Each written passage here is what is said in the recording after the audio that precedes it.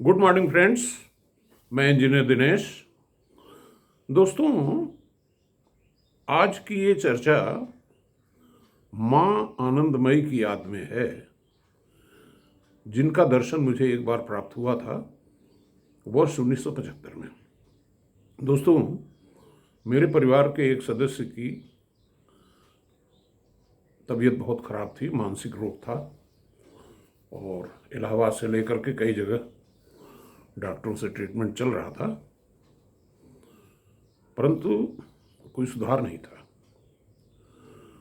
तो उस समय मैं एक प्राइवेट कंपनी त्रिवेणी ग्रुप में काम कर रहा था, इलाहाबाद में ही, और हमको एक electrical engineer, senior electrical engineer जो हमारी कंपनी में थे, मिस्टर सूद, उनसे मुलाकात हुई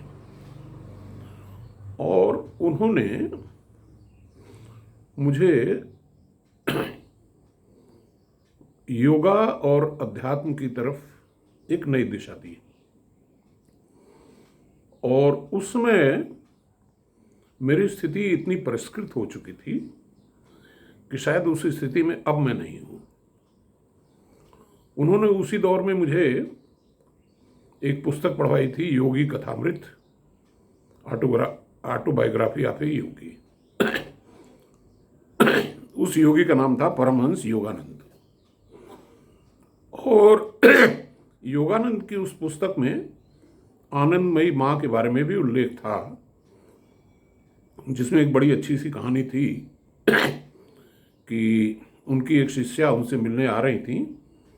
उस दौर में 1975 की बात नहीं है, बहुत पहले की बात है, वो ईयर मुझे याद नहीं है।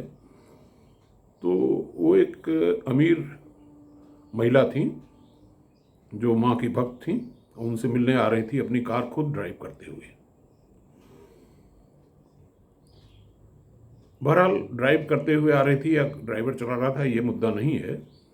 मुद्दा ये है कि रास्ते में एक बहुत ही भयानक एक्सीडेंट हुआ कार का। फिर भी वो जैसे तैसे करके माँ के पास पहुंची। उनको हल्की फुल्की खरोच भर आई थी और पहुंचने में चूंकि देर हो गई थी तो उन्होंने माँ से बताया कि रास्ते में मेरा एक्सीडेंट हो गया। तो माँ ने उनसे कहा कि मुझे सब पता है। हुआ ये था कि माँ की हथेली में चोट थी और उसमें से ब्लीडिंग भी हुई थी। और माँ ने कहा, देखो ये है, तुम्हारे एक्सीडेंट को मैंने अपने ऊपर डाइवर्ट कर लिया। ये थी उस माँ की शक्ति। और उन माँ से मुझे एक बार मिलने का मौका 1975 में मिला। सूद साहब ने मुझे ये समझाया था कि कनखल आश्रम में जाओगे तो माँ के दर्शन कर लेना और उनको स्पर्श करने का प्रयास न करना, चरण स्पर्श।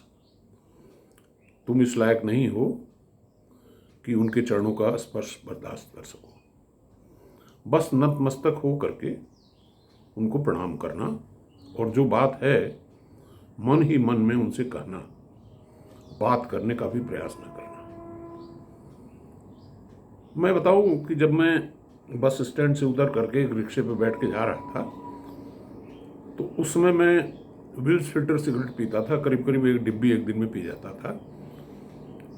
तो चूंकि यात्रा में था तो मेरी सिगरेट की डिब्बी मेरे जेब में थी। और आश्रम पहुंचने से कोई 1 किलोमीटर पहले ही ऐसा लगा कि मुझे सिगरेट फेंक देनी चाहिए। मैंने सिगरेट और माचिस दोनों भरी डिब्बी फेंक दिया। ये था माँ के ऑरा का असर।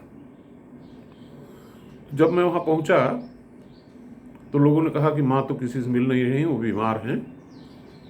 और जो कनखल में जिस आश्रम में रहती थी वो बड़ा लंबी सी एक बिल्डिंग थी, उसके बरामदे में मैं पैदल चल रहा था। लोगों से पूछा उनका कमरा किधर है, बताया उन्होंने। जैसे ही मैं कमरे से करीब 10 कदम दूर हूँगा कि उसका दरवाजा खुलता है और 10 कदम मेरे चलते चलते वहां पे सैकड़ों लोग आ जाते हैं। बहरहाल किसी तरह से उस छोटे से कमरे में, जहाँ तक मुझे याद है 10 बाई 12 का कमरा होगा, माँ एक तख्त पे बैठी थी और मैंने सूद साहब के बताए अनुसार उनको जो है शीर्षस्थ होकर के प्रणाम किया। आंखें बंद थी, मन से बात हो रही थी। उसके बाद कुछ देर बाद, 5 मिनट बाद, मुझे वहाँ से निकलना पड़ा। और सबसे बड़ी आश्चर्य की बात है कि जब मैं वापस लौटा, उस समय फ़ोन तो इस तरह से होते नहीं थे, वापस लौटा जब मैं घर गया तो पता चला उस सदस्य की, पारिवारिक सदस्य की तबीयत बिल्कुल ठीक हो चुकी है। तो कहने का मतलब ये है कि आज हमारे कुछ लोग जो है, जो हमारे सनातन धर्म की आलोचना कर रहे हैं, उनको एक काम तो ये करना ही चाहिए कि Yogi Kathamrit, autobiography of a yogi by Paramahansa Yogananda एक बार पढ़ तो लें। और मेरी गारंटी है कि एक बार पढ़ेंगे तो कम से कम 10 बार पढ़ेंगे। धन्यवाद।